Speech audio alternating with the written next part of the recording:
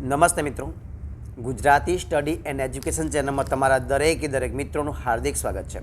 તો આજે આપણે વિડીયોમાં જોવાના છીએ કે ધોરણ 11 ધોરણ છે મિત્રો 11 અને વિષય છે મિત્રો ઇતિહાસ। કયો વિષય છે? વિષય છે ઇતિહાસ અને એની અંદર મિત્રો પાઠ નંબર 4 છે।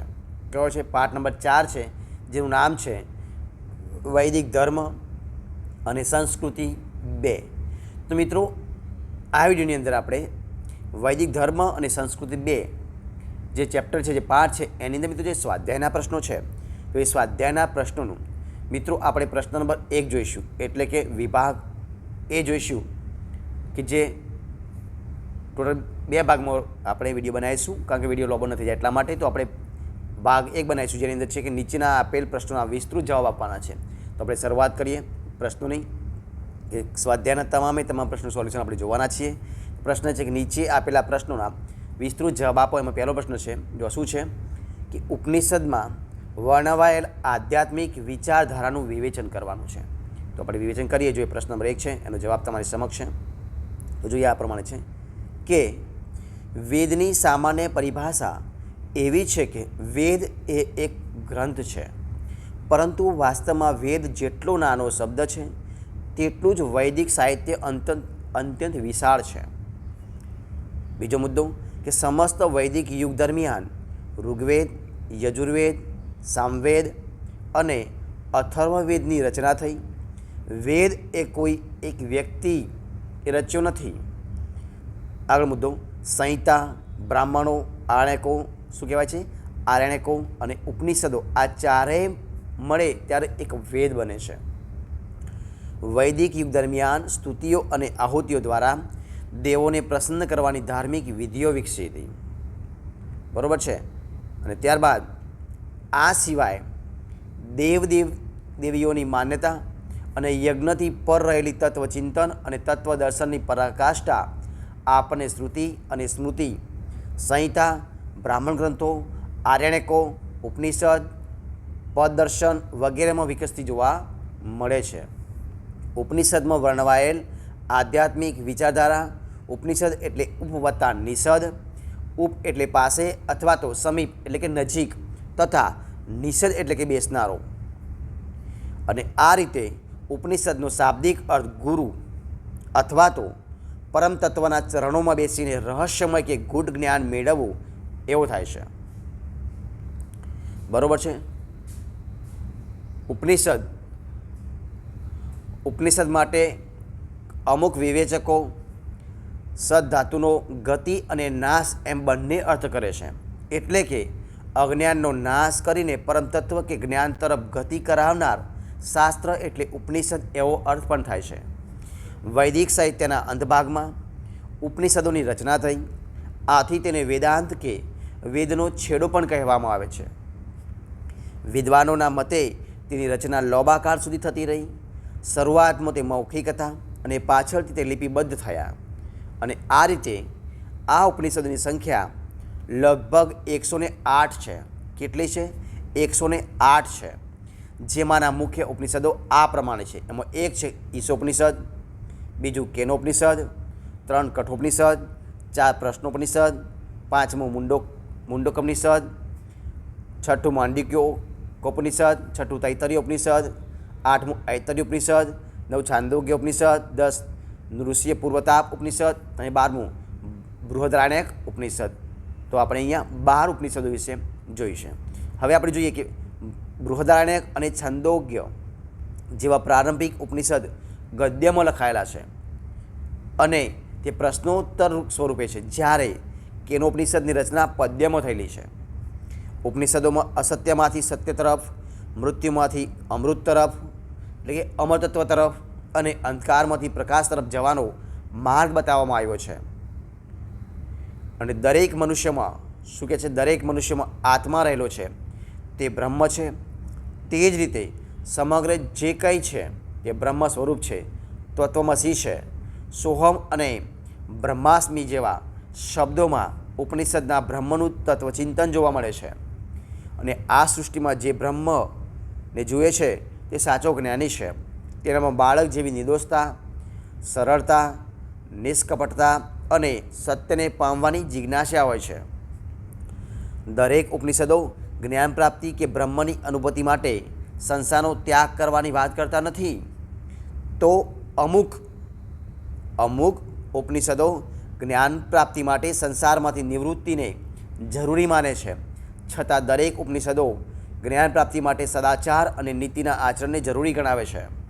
જેમ કે ધર્મનું પાલન કર, સ્વાધ્યાયમાં પ્રમાદ એટલે કે આળસ ન કર, સત્ય બોલ, માતા પિતા, અતિથિ તથા આચાર્યને દેવ સમાન ગણ વગેરે સૂત્રોમાં લગભગ દરેક ઉપનિષદોએ એક સરખો ઉપદેશ આપ્યો છે. ટૂંકમાં ઉપનિષદનું તત્વજ્ઞાન આત્માને મહત્ત્વ આપે છે. કર્મફળના સિદ્ધાંત પ્રમાણે દરેકને પોતાના કર્મ પ્રમાણે આ જન્મ કે પુનર્જન્મમાં તેનું ફળ મળે છે.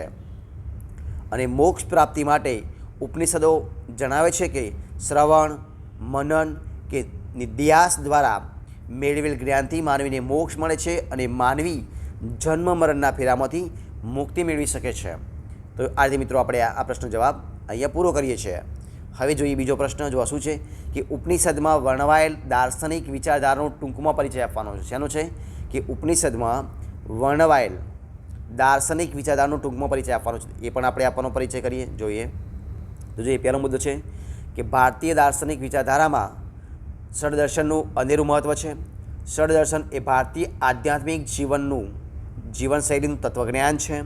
અને આ દર્શન માત્ર અમુક પ્રકારની વિચારધારા જ નથી, પરંતુ જીવન પદ્ધતિ છે જે ધર્મની જેમ જે દરેક ભારતીયના જીવન સાથે જોડાયેલી છે. ધર્મ તો વ્યક્તિની વિચારધારા અને વિશ્વાસનું બાહ્ય સંસ્કૃતિનું આચરણ છે, પરંતુ દર્શન તો સંસ્કૃતિનું આત્મા છે. દર્શન શબ્દની ઉત્પત્તિ કુશ ધાતુમાંથી થઈ છે, જેનો અર્થ જોવું અથવા જેનાથી જોઈ શકાય છે એવો થાય છે. અને એ રીતે ઉપનિષદમાં દર્શાવેલ દાર્શનિક વિચારધારાનો જન્મ જીવનની સમસ્યાઓના સમાધાનની શોધવાની તીવ્ર ઈચ્છા કે ઉત્કંઠામાંથી થયો છે. ષડદર્શન આ પ્રમાણે છે. એમાં પહેલું છે સાંખ્ય દર્શન. તો જોઈએ એના વિશે આપણે કે આચાર્ય કપિલ મુનિ દ્વારા રચાયેલ આ દર્શન ભારતીય દર્શનોમાં અત્યંત મહત્ત્વનું સ્થાન ધરાવે છે. આ દર્શનને સાંખ્ય દર્શન કહેવા પાછળ બે મત પ્રચલિત છે.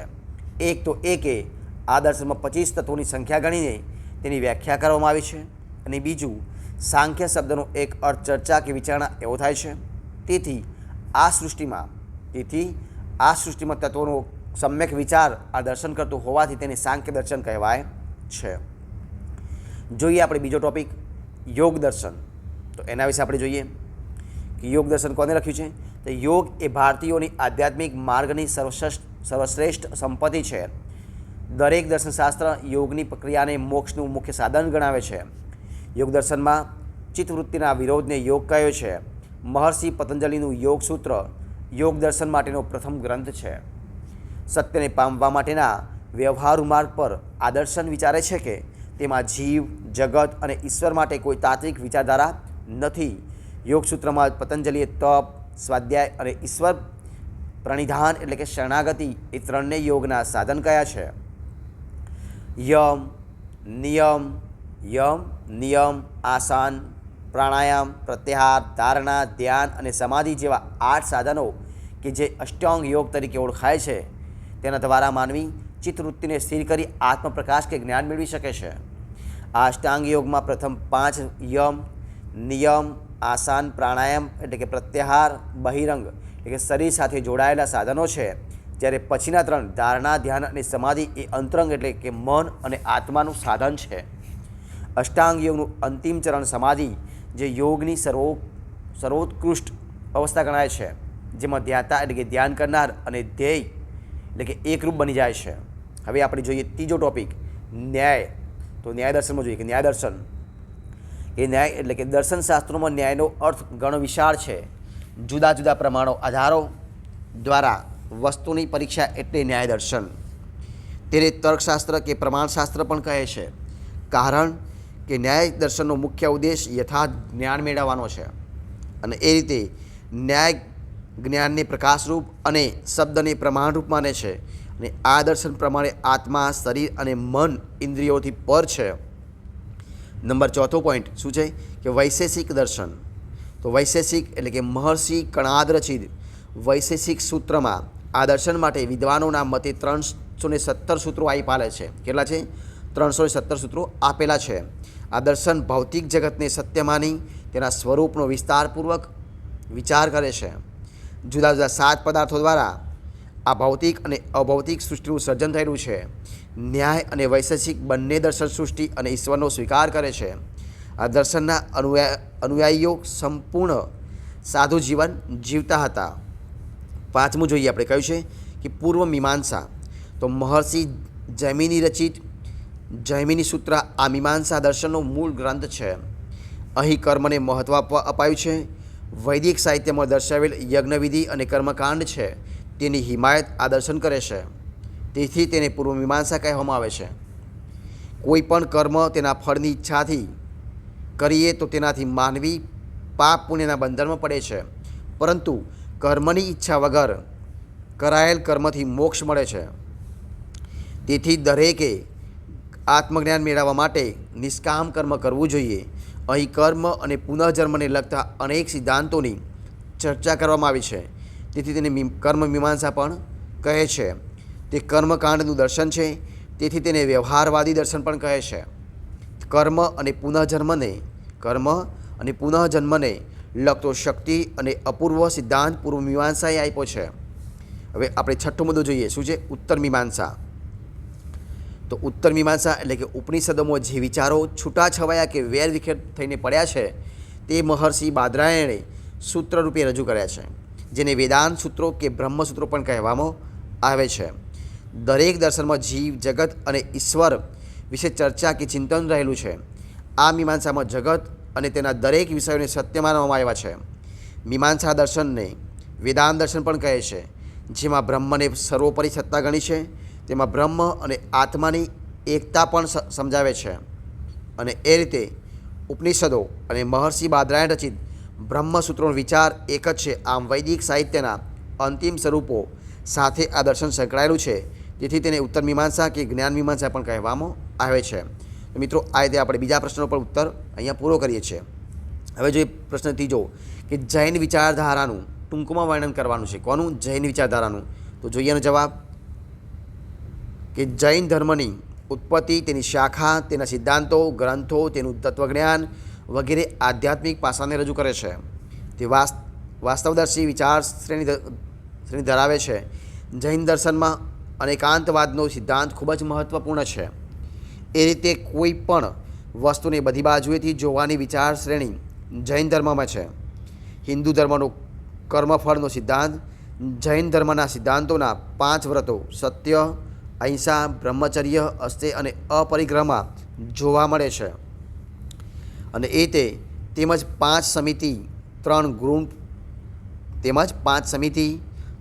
3 ગુપ્તિ, 4 ભાવનાઓમાં સદાઈ, સંયમ અને ત્યાગ, મૈત્રી, કરુણા તેમજ સાત્વિક ખોરાક વગેરે દ્વારા જીવનને બંધનમાંથી મુક્તિનો માર્ગ બતાવવામાં આવ્યો છે, જે ભારતીય દર્શન અને મોક્ષની વિચારસરણી સાથે મળતો આવે છે. જૈનોના અહિંસા વ્રત અને અનેકાંતવાદમાં પણ ભારતીય દાર્શનિક વિચારધારાનું અનુસંધાન મળે છે. કોઈ પણની મન, વચન કે કાયાથી હિંસા ન કરવી તેમજ અન્યના મતનો અસ્વીકાર કરીને માનસિક હિંસાને પણ દોષપૂર્ણ ગણાવી છે. વૈદિક ધર્મના કર્મવાદી સિદ્ધાંતની જેમ જૈન ધર્મે પુરુષાર્થવાદને પ્રોત્સાહન આપ્યું છે, જેવી રીતે વૈદિક યોગ દર્શનમાં અષ્ટાંગ યોગ પર વિશેષ ભાર મુકાયો છે, એ જ રીતે જૈન દર્શનમાં સમ્યક જ્ઞાન, સમ્યક દર્શન અને સમ્યક ચરિત્ર પર ખૂબ જ ચિંતન થયેલું છે. જૈન દર્શન વેદની તત્વમસીની ભાવનાને મળતું આવે છે. ઈશ્વરની જેમ જ જૈન મંદિરોમાં તીર્થંકરોની મૂર્તિઓની સ્થાપના કરીને તેનું સંપૂર્ણ વિધિવિધાનપૂર્વક પૂજન કરવામાં આવે છે, જેનું ફળ મોક્ષ પ્રાપ્તિ માનવામાં આવે છે. અને આ રીતે આપણે આ પ્રશ્નનો જવાબ અહીંયા પૂરો કરીએ છીએ. અને હવે ચોથો પ્રશ્ન કે વૈશ્વિક તત્વજ્ઞાનના વારસામાં ભારતનું પ્રદાન શું છે? શામાં છે? વૈશ્વિક તત્વજ્ઞાનની અંદર એના વારસામાં ભારતનું પ્રદાન શું છે એને જોઈએ આપણે. તો જોઈએ મિત્રોનો જવાબ આ પ્રમાણે છે કે ભારતીય વૈદિક સાહિત્યમાં જે તત્વજ્ઞાન રહેલું છે તે માત્ર ભારતીયો માટે જ નહીં પરંતુ સમગ્ર વિશ્વના માનવ કલ્યાણ માટે શાંતિ અને પ્રગતિનું તત્વજ્ઞાન છે. ભારતનું તત્વજ્ઞાન ઋગ્વેદ, યજુર્વેદ, સામવેદ અને અથર્વવેદ આમ 4 વેદોમાં સમાયેલું છે. આ વેદ એ ભારતની વિશ્વને આપેલ અણમોલ ભેટ કહી શકાય છે, એટલે કે ગણાવી શકાય છે. પ્રાચીન આર્ય પ્રજાના જીવનનો નિચોડ ઋગ્વેદ છે. ભારતીય તત્વજ્ઞાને માનવ જીવનના 4 લક્ષ્ય રજૂ કરે છે, જેમાં ધર્મ, અર્થ, કામ અને મોક્ષનો સમાવેશ થાય છે. આ ચારેયને સિદ્ધ કરવાની આશ્રમ વ્યવસ્થા આ 4 આશ્રમો સાથે સંકળાયેલી છે, જેમાં કામ અને અર્થ ગૃહસ્થાશ્રમ સાથે તેમજ ધર્મ તથા મોક્ષ વાનપ્રસ્થ અને સંન્યાસ સાથે સંકળાયેલ છે. માનવ જીવનનું અંતિમ મોક્ષ કેવી રીતે મેળવી શકાય તેનું અધ્યાત્મ જ્ઞાન કે તત્વજ્ઞાન ભારતના ઉપનિષદોમાં જોવા મળે છે. આ ઉપનિષદોને વિશ્વના ચિંતકો એટલે કે ફિલોસોફર એ પોતાના આદર્શ બનાવે છે. સાંખ્ય, ન્યાય, વેદાંત, યોગ, વૈશેષિક અને મીમાંસા જેવા પદદર્શનની ભેટ ભારતે જગતને આપી છે. અને વિશ્વના 2 મહાકાવ્યો જેનું નામ છે કે રામાયણ અને મહાભારતની ભેટ પણ ભારત દ્વારા જ આ જગતને મળેલી છે. મહાભારતના એક અંગ તરીકે ભગવદ્ ગીતા છે, જેમાં અધ્યાત્મ માર્ગના જ્ઞાન, ભક્તિ, વૈરાગ્ય, કર્મફળ કે કર્મ માટેના માર્ગની છણાવટ કરવામાં આવી છે. કર્મની પ્રધાનતા ગીતામાં લખાયેલા કર્મણે વાધિકારસ્તે મા ફલેષુ કદાચન શ્લોક પરથી મળે છે. ગીતામાંથી માનવ માત્રને વ્યવહારુ જીવન જીવવાની પ્રેરણા મળે છે. પતંજલિના અષ્ટાંગ યોગની ભેટ અધ્યાત્મ જીવનની વિશ્વનું સૌથી મોટી ભેટ ગણાવી શકાય છે. અને ભારતીય તત્વજ્ઞાનમાં અધ્યાત્મ સમાયેલું છે. ભારતીય પરંપરા જુદા જુદા ધર્મો અને આધ્યાત્મિકતાની ઉપાસક છે, જેનું ધર્મનું અધ્યાત્મ તેના સિદ્ધાંતોમાંથી મળી રહે છે. આત્મા સાથે જોડાયેલા કર્મો દૂર કરવા માટે આસ્ત્રવ, સંવર, નિર્જરા વગેરે તત્વજ્ઞાનની બાબતો વિશ્વને આધ્યાત્મિક વારસારૂપે મળેલી છે. બૌદ્ધ ધર્મ પણ મધ્યમ માર્ગી વિચારધારા દ્વારા માનવ જીવનની ઉન્નતિનો માર્ગ બતાવ્યો છે. સર્વ દુઃખોનું કારણ તૃષ્ણા છે અને તૃષ્ણાના ત્યાગથી મોક્ષ મળે છે. ઈચ્છા જ ન હોય તો દુઃખ જ ન હોય. અને જેને તત્વજ્ઞાનનું પાયાનું જ્ઞાન કહી શકાય તેવો અનમોલ વારસો ભારતે વિશ્વને આપ્યો છે. તો આ રીતે આપણે પ્રશ્નનો જવાબ અહીંયા પૂરો કરીએ છીએ. અને હવે છેલ્લો પ્રશ્ન આ વિડીયોનું કે વૈદિક યુગે ભારતને રાજકીય અને સામાજિક ક્ષેત્રે આપેલ વારસાઓ જણાવવાનું છે. શેના વિશે? કે વૈદિક યુગે ભારતને રાજકીય અને સામાજિક ક્ષેત્રે આપેલ વારસો જણાવવાનું જોઈએ આપણે. આ પ્રમાણે છે નંબર 1 કે રાજકીય ક્ષેત્રે પ્રદાન. તો પ્રાચીન ભારતના લગભગ દરેક દેશની માફક વૈદિક યુગમાં ભારતમાં પણ રાજાનું પદ દૈવી રીતે ઉત્પન્ન થયેલું મનાયું હોવા છતાં અહીંની રાજાશાહી પ્રજા કલ્યાણના આદર્શવાળી હતી. વૈદિક સમયમાં રાજ્યાભિષેકની વિધિ પ્રજાકીય ઢબની હતી. રાજગાદીએ બેસતા પહેલાં રાજા માટે શપથ લેવા જરૂરી હતા.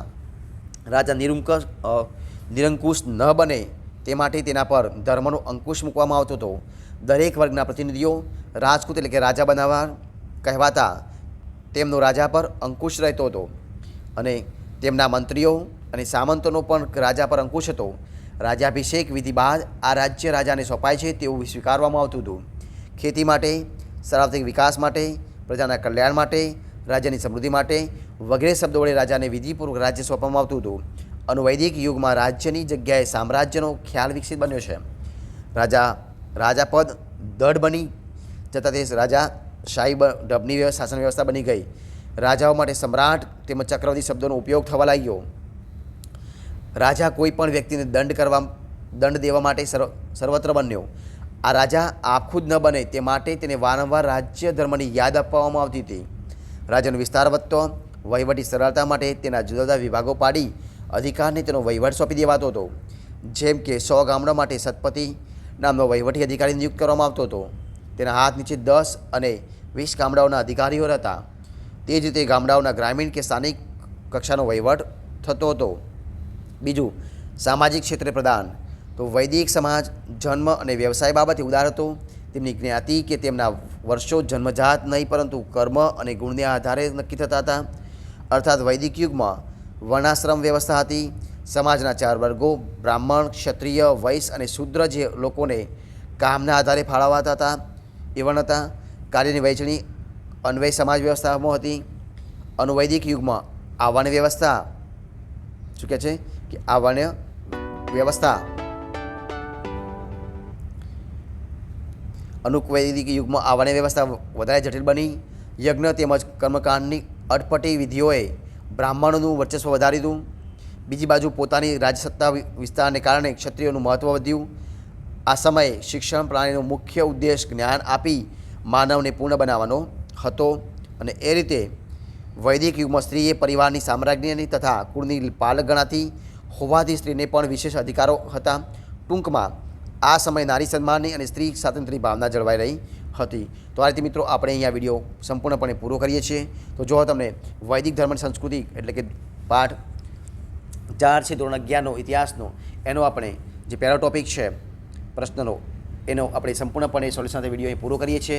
જો તમને વિડીયો ગમે હોય તો એને લાઇક કરો, કોમેન્ટ કરો, તમારા મિત્રોને વિડીયો શેર કરો અને છેલ્લે ચેનલમાં નવા હોય, ચેનલ સબસ્ક્રાઈબ ન કર્યું હોય તો સબસ્ક્રાઈબ કરવાનું ભૂલવાનું નથી. તો વિડીયો પૂરેપૂરો જોવા બદલ તમારા દરેકે દરેક મિત્રોનો દિલથી ખૂબ ખૂબ આભાર માનું છું.